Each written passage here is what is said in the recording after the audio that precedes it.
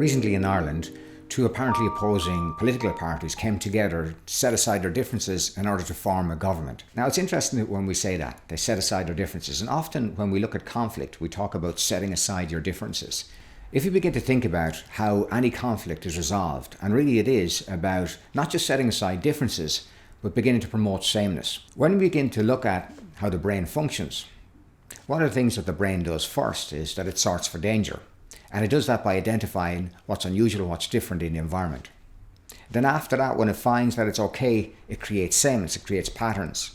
So much so that in NLP what we often say is that the brain loves what's the same but learns through what's different. Virginia Satir, who informed a great deal of NLP, would say that in our sameness we connect and in our difference we grow.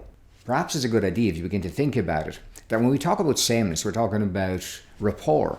Really, when you generate rapport with another human being, when you effectively create agreement with that person or begin to enter into their world or become similar to them, then you develop a positive relationship.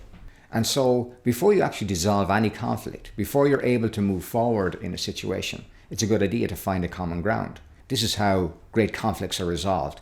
In actual fact, this is how really all conflicts are effectively solved permanently.